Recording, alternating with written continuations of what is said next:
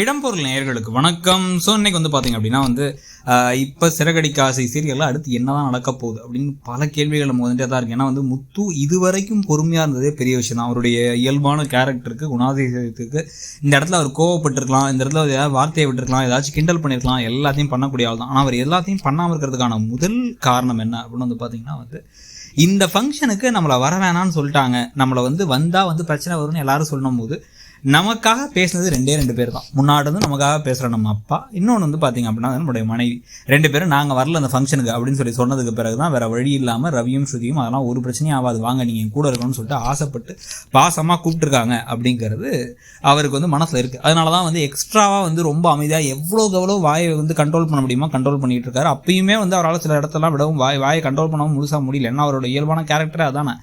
இப்போ இதில் பார்த்தீங்கன்னா இப்போ அடுத்த கட்டமாக மீனா கூட இருக்கிறதுனால தான் இவர் கண்ட்ரோலில் இருக்கார் அப்படிங்கிறத புரிஞ்சுக்கிட்டு சுதா வேணும்னே மீனாவுக்கு ஒரு வேலையை கொடுத்து ஸ்ருதியோட அம்மா அவங்கள அந்த பக்கம் இருந்து அனுப்ப அவங்களும் சரி ஓகே அப்படின்னு கிளம்பி போனதுக்கு பிறகு தான் பார்த்தீங்கன்னா அடுத்து பல பிரச்சனைகள்லாம் கதையில் வரப்போகுது. கதையில் என்ன பிரச்சனைகள்லாம் வரப்போகுதுன்னு பார்த்தீங்கன்னா இதெல்லாம் ஒரு பக்கம் நடக்குது.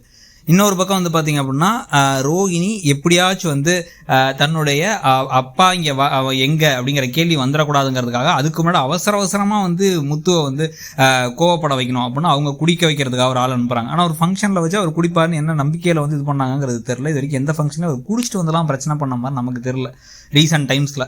ஸோ அவங்க அப்படி ஒரு பிளானை வச்சுருக்கா. இன்னொரு பக்கம் இப்போ மீனா போன அதே சமயத்தில் ஒரு ஆள் இவரை வெறுப்பேற்றிட்டு போக அந்த வெறுப்பில் இருக்கும் போது டபக்குன்னு பாட்டில் எடுத்து குடிச்சிட போகிறாரு அப்படிங்கிறத நமக்கு பயமாகவும் இருக்குது. குடிச்சிட்டார் அப்படின்னா அவர் அவருடைய சுயநினைவில் சுய கண்ட்ரோலில் இல்லாமல் ஏதாச்சும் மீறி வார்த்தையை விட ஏதாச்சும் ஒரு சின்ன விஷயத்துக்கு ரொம்ப கோவப்பட குடிச்சிருக்கியா அட பாவி அப்படின்னா குடிகார பயிலை அப்படின்னு பேச இப்படி ஒரு குடிகாரம் வீட்டுக்காண்டி போகிற அப்படின்னு சொல்லிட்டு ஸ்ருதியும் ரவியும் அவங்க போடாமல் தடுக்க எவ்வளோ தடவை சொன்னது. அப்புறம் ஏன்டா இங்கே இப்படி அவமானப்படுத்திட்ட அப்படின்னு இந்த பக்கம் கோவப்படுற மாதிரி ரவியும் பேச அப்படின்னு பல விஷயங்கள் நடக்கிறதுக்கான வாய்ப்புகள் இருக்குது. இதெல்லாம் ஒரு பக்கம் இருக்கும் பொழுது இன்னொரு பக்கம் பார்த்தீங்க அப்படின்னா கதையில் ஒரு பெரிய பிரச்சனையை தடுத்து நிறுத்தக்கூடிய இந்த இடத்துல இந்த பர்டிகுலர் சுச்சுவேஷன் இருக்கக்கூடிய ஆட்கள் யாருன்னு பார்த்தீங்கன்னா ஒன்று ரவி இந்த விஷயத்தில் டக்குன்னு உள்ளார யாரோ ஒருத்தங்க சண்டை போட்டு முத்து கூட சண்டை போடும்போது அவரும் சேர்ந்து அந்த ஆட்களை அடிச்சிடுறது. ஸ்ருதியோட சொந்தக்காரங்கன்னு இவங்க கூட்டு வந்திருக்க ஆட்களை அடித்து அதனால வர பிரச்சனையினால ரவியும் எப்படியும் ரவியும் ஸ்ருதியும் இந்த வீட்டுக்கு கூட்டு போயெல்லாம் நினச்சாங்கல்ல, அது நடக்காமல் இருக்கிறது ஒன்று. இன்னொன்று நம்ம ஏற்கனவே சொன்ன மாதிரி பாட்டியோ அண்ணாமலையோ அவங்க இதை பாட்டி அவங்க ஏதாச்சும் புரிஞ்சுக்கிறது இல்லை அண்ணாமலையே இதை புரிஞ்சுக்கிட்டு அண்ணாமலையே தடுத்து நிறுத்தி பாதியிலே வாக்கலாம்லான்னு பாதியிலே கூட்டு போயிடுறது முத்துவ ஒன்று.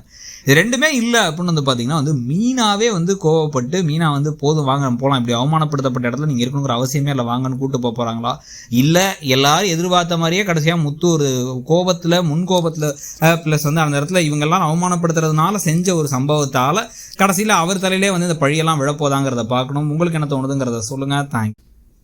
இடம்பொருள் நேயர்களுக்கு வணக்கம். ஸோ இன்னைக்கு பார்த்தீங்க அப்படின்னா இப்போ சிறகடிக்க ஆசை சீரியலில் அடுத்து என்னதான் நடக்க போகுது.